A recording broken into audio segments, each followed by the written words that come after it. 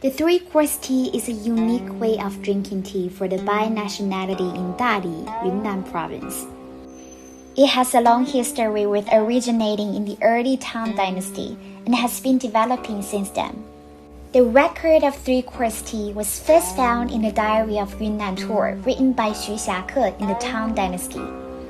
According to the legend, it was originally a tea drinking ceremony for distinguished guests in the ancient times. Later, it spread among the people and has been preserved and developed to this day. When you go to Dali, you must try three-course tea. The Bai people call it Sandao Cha, which is popular in Dali, Yunnan. When guests come to visit, the host will fill wide and exquisite porcelain cups with the three-course tea as the best entertainment for distinguished guests.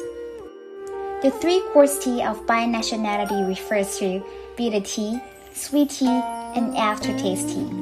The first bitter tea, also known as roasted tea or baidou tea, tastes bitter and then becomes sweet, which makes people light and refreshing.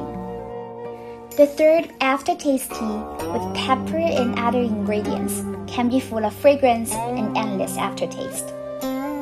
There is a related story in the legend. Once upon a time, at the foot of Changshan Mountain in Dali, there lived an old carpenter with superb craftsmanship. He had an apprentice who had studied for many years, but still wasn't allowed to graduate. As a carpenter, you have only learned half of the skill. If you go up the mountain with me, sew down the big tree, pile it into a board, and carry it home. Then you can finish your apprenticeship.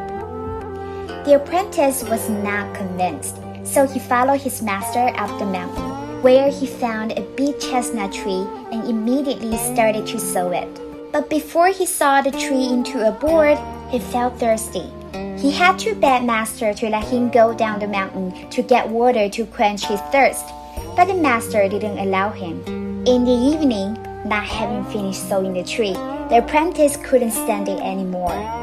He had to grab a handful of leaves and chew them in the mouth to quench his thirst.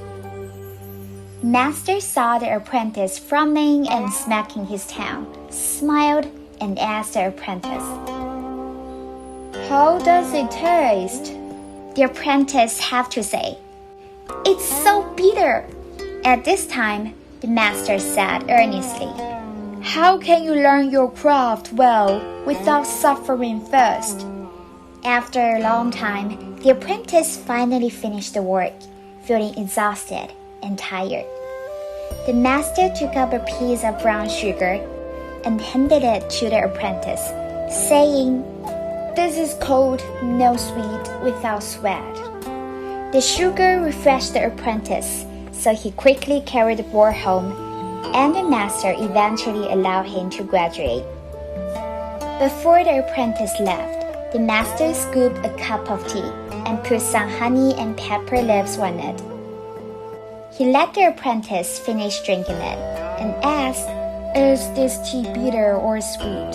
The apprentice replied, "It is sweet, bitter, numbing, spicy. You can feel every taste in it." The master laughed and said, "The truth in this tea is similar to that in learning craft and being a man. It should be bitter first and then sweet, and you have to have a good aftertaste." The connotation of three-course tea has gradually deepened with the social change, developing from the initial apprenticeship to the wishes of wedding, moving to a new apartment, and other festive occasions, and then to today's life experience of 1 bitter, 2 sweet, and 3 aftertaste. Taking three-course tea as a carrier of culture is the best gift given by history to the Bai people.